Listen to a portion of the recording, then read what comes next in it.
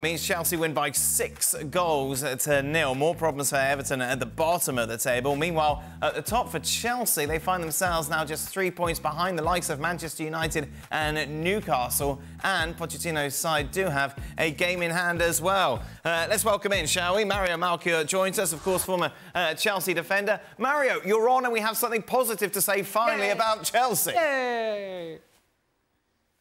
Hey, you see, I'm not celebrating on my own. You see, he's joining me, so that's a good thing. No, definitely. It was a game, you know, like, we've been talking about it for a long time, and we're hoping for them to finish games off. So finally, I have seen it now. I was all the way at the stadium last week, and I saw it, and they couldn't finish it off, and now, finally, I see it from distance, and they finished the game off. It was a game, I mean, look, you already spoke about Palmer. I think Palmer was the one that took the lead and the way he dictated it. And Stevie jumped on a penalty. I thought it was so silly, that penalty situation. I was happy, you know, what he said about Gallagher jumping in. Yeah, he had to jump in, clear the path for them. Because at the end of the day, I think before the game, in any team, the decision is already made.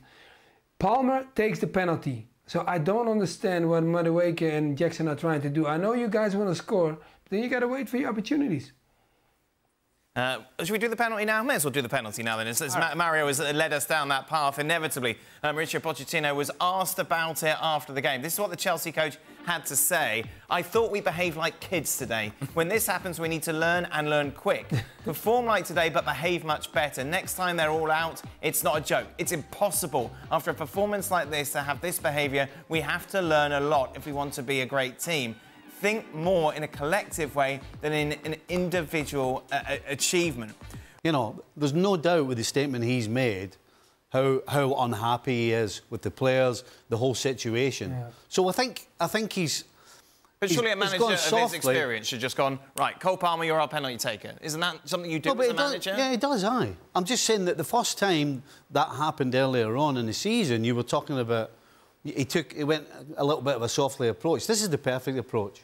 I think he's really stamped his authority on this. You're acting like a bunch of kids. But my point is, shouldn't he have addressed this before? No, well, everybody has a penalty taker, right? Well, clearly, it wasn't clear. Yeah. Well, of course it is clear. No. Well, then why are they fighting over the penalty? Because they're a bunch of kids, as he's just told you. That's what kids do.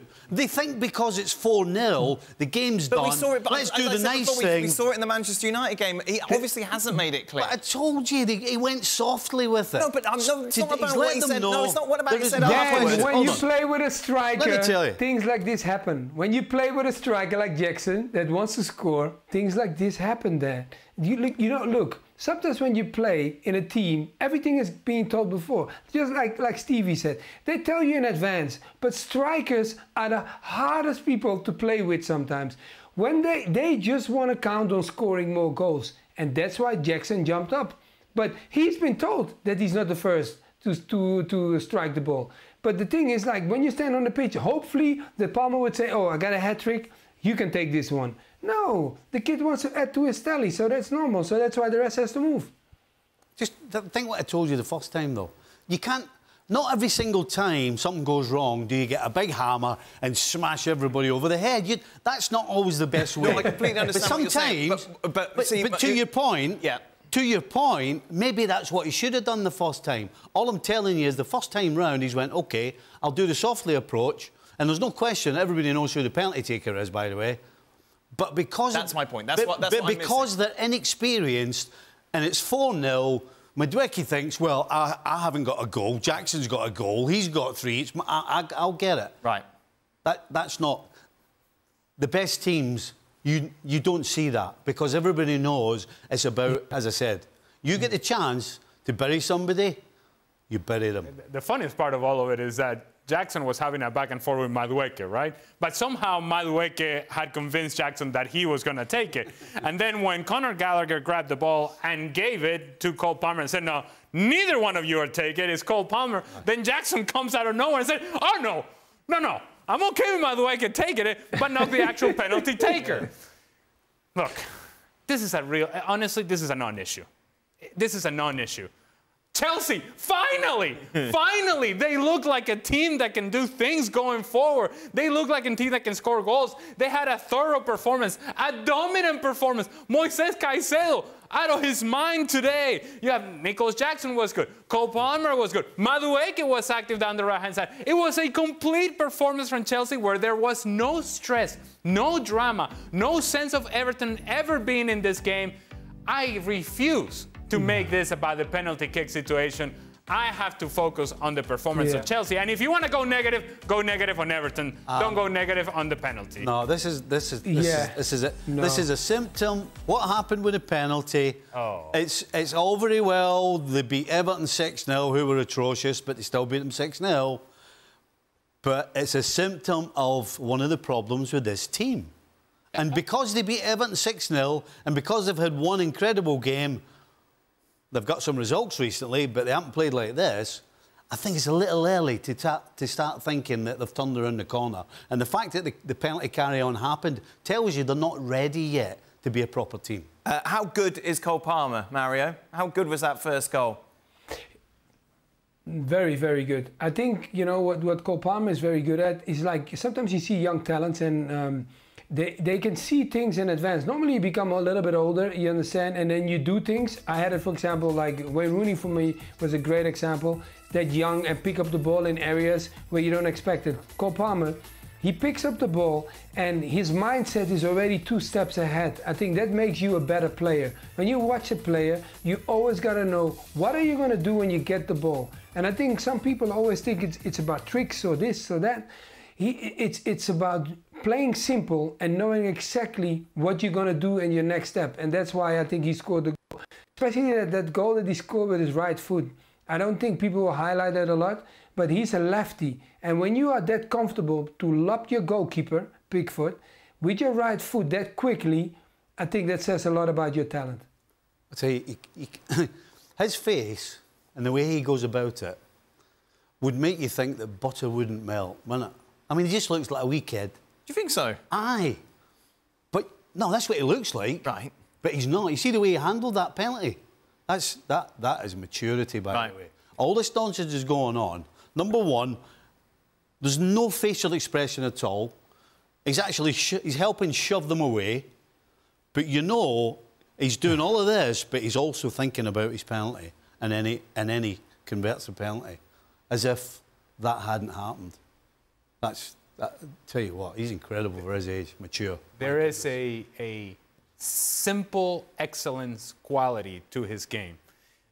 A lot of the young players, and I think Mario just alluded to it, you think that you got to do 1,000 step overs. Right. Or you got to do the fancy trick, or you got to do this and that and the flick on. And he does, more often than not, he does what the game calls for. So the Meg today, the nutmeg to create space for himself, was the way to get past the defender. There was a purpose to it. It wasn't just for the sake of it. And the back heel to connect the pass to Jackson was what was available to him. And then the finish doesn't have to be hit with as hard as he possibly can. No, a simple, excellent finish. Opens up his body and finds the far post in the manner in which he did. And his game is a lot like that. It isn't just about running with the ball and doing this trick and doing this fancy thing and that fancy pass. Doing what the game calls for and doing it well, executing it well under pressure. When there is a whole lot of people moving at a different speed, he's seeing a different picture and executing that different picture much better than everybody else. He's joint top goal scorer with Erling Haaland. Is it just me? But you know how we talk. You know, we always talk about, you know, when certain players get the ball, you sit on the edge of your chair. This guy makes you relax. He does the opposite to me. Yeah. Whenever he gets it, I relax because I know that he ain't losing it. Maybe he's going to score. He's maybe going to nutmeg somebody. But you know he's going to do something good and you know it's going to work. And so you just... He relaxes you. I do like your relaxed posture. This is me relaxed posture. Yes. You look very relaxed. But he does, you know. Some people make you do that. This guy makes you just go, oh, he's got this in hand. You don't need to worry. And who would have thought, Mario, given everything that's happened this season, is that Chelsea could have the top goal scorer in the Premier League come the end of the season? Yeah, no, that's very, it's 20 goals, Haaland 20 goals too. So for him to be up there, you understand, Haaland is not a name that we call out, you understand, that's easy, but we saw what he's been doing, for this is the second season. So for Cole to be up there, he's a forward, not a striker. Haaland is a striker. So for him to be up there, I always say that when your forward is capable of getting among those ones, Watkins, you saw it already, and he's been also, you understand, doing his job. So for him to be there, that says a lot from a kid that came from City, that wanted to get in the team. And if we look at the team now at City, Foden is probably identical to his position and the way they play. So if you ask yourself, is this a right choice that he left? The only thing you could say is yes, because then now he's at Chelsea where he can develop himself. Regardless if City is doing, playing better and they performing better. But if not, the battle was going to be between him and Foden. And now both are playing, and now we're seeing both of them their good qualities. English guy, would you play him in the Euros? I don't know. I don't think I'm playing him ahead of Foden. I'm not playing him ahead of Bellingham. I'm not playing him ahead of Saka. So you're not playing him? No. I'm the same. There we go. Anti-Chelsea. ESPN Yes. FC continues. Dan Thomas. Looking at the bottom of the table, meanwhile, for Everton, this was not a good result because not only, obviously, you don't get any points, the goal difference suffers as well, and they are now on -16 along with Nottingham Forest. They are just 2 points above Luton Town. They do have a game in hand, though, on those around them. But, God, Everton. Imagine supporting Everton. Do you know, when Branthwaite was going off at the end, I was thinking of last season, because I always thought if they could get Calvert-Lewin fit at the end of the season, this time last year, they would stay up. And they did. Mm-hmm. And as he was trotting off, I was thinking to myself, wow, if this guy's out for the rest of the season, they're in big trouble. Yeah. Big trouble. They are in big trouble. Big trouble. I mean, but are there worse teams around them? I suppose that's the question, isn't it? When you were talking about if they're going to go down. Yeah. Yeah, and I mean, because of the manager, you know that the next time they step on the field, that at least they're going to be in I don't know who the opposition is, but they're going to be in their face at the very least. Now, whether they're good enough to beat anybody, I don't know. Obviously, last week I was talking about I was scared that Liverpool had to go to Everton. Obviously, watching this, you're like, should have been that scared. But again, Everton can't be this bad again, surely. The last thing, though, that you need is one of your more experienced players and one of, I suppose, important players in Pickford making mistakes like he did today. That's the last thing you need, because you're counting. You may struggle with some of the less experienced guys, less talented guys, but you're counting on your big names to carry you through the latter part of the season in order to survive.